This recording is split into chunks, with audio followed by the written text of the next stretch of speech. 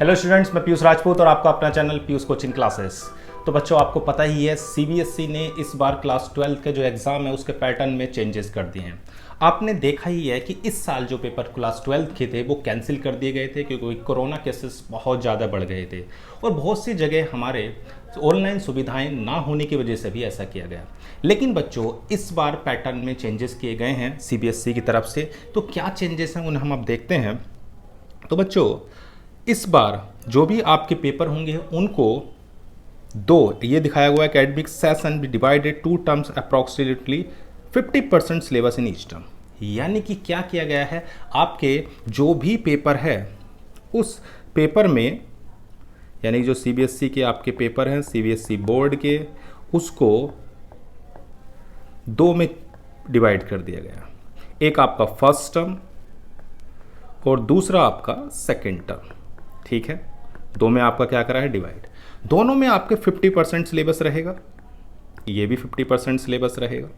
ठीक है, और the syllabus for academy will be divided into 2 term by following systematic approach by looking into interconnective of concepts topic by the subject experts and board will be conduct examination at the end of each term by the basis of bifurcated syllabus.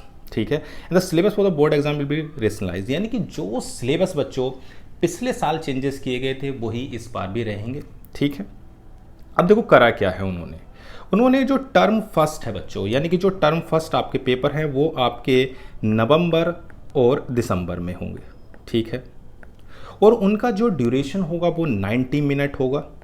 और बच्चों ये जो होंगे वो आपके objective होंगे।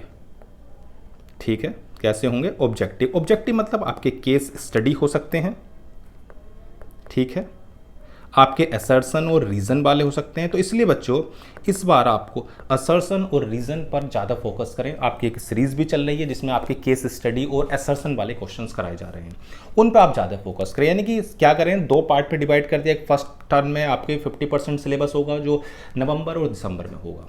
ठीक है, और अगर सब कुछ सही रहता है तो ये आपके अक्टूबर और नवंबर में भी करे जा सकते हैं। ठीक है, 90 मिनट इसका ड्यूरेशन है। ऑब्जेक्टिव क्वेश्चन है जिसमें आपकी केस स्टडी और असर्शन होगा। जो सेकंड टर्म है वो उसमें 50% सिलेबस होगा और वो बच्चों आपके कब कराए जाएंगे, वो आपके मार्च और अप्रैल में। कब, मार्च और अप्रैल। ठीक है, ये आपके हो गए मार्च और अप्रैल में। इसका जो ड्यूरेशन होगा वो 2 आवर्स होगा, यानी कि ये आपके 120 मिनट्स के होंगे और ये सब्जेक्टिव होंगे। कैसे होंगे, सब्जेक्टिव मतलब रिटर्न वाले होंगे, यानी कि इसमें आपके डेरिवेशन आएंगे, न्यूमेरिकल्स आएंगे, वो सब कुछ इस वाले पार्ट में आएगा। ठीक है, तो मैंने क्या बताया कि 2 टर्म में डिवाइड कर दिया, फर्स्ट टर्म और सेकंड टर्म, दोनों में 50% सिलेबस को रखा जाएगा। जो पहले वाला पार्ट है उसके अंदर ऑब्जेक्टिव है, यानी कि केस स्टडी और असर्शन वाले क्वेश्चन रहेंगे। और जो सेकेंड पार्ट आपका जो मार्च और अप्रैल में होगा वो आपका 2 आवर्स का होगा और उसमें आपके सब्जेक्टिव होंगे। इतनी बात आपको क्लियर होगी। क्लियर है इतनी बात? चलो अब देखो बच्चों, लेकिन जैसा हम सोचते हैं सब कुछ वैसा तो होता नहीं है। हो सकता है कि कोरोना केसेस बढ़ जाएं। क्या हो जाए, कोरोना केसेस। तो उन्होंने बोला in the case of situation of the pandemic improves and students are able to come to school and center for taking the exams. पहली बात, अगर मान लो स्कूल्स ओपन कर दिए जाते हैं, पहला केस क्या है कि अगर स्कूल ओपन है और दोनों होते हैं, यानी कि आपका फर्स्ट टर्म भी होता है और सेकेंड टर्म, दोनों पेपर कंडक्ट कराए जाते हैं। ठीक है, सेंटर्स पर, तो इनका आपका इक्वली वेटेज होगा इसका। ठीक है, लेकिन बोला गया था in case situation of pandemic forces complete closures of the school during November and दिसंबर।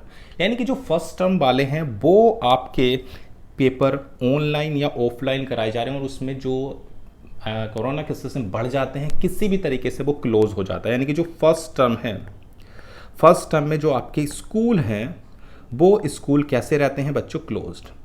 और सेकेंड टर्म में आपके स्कूल ओपन होते हैं।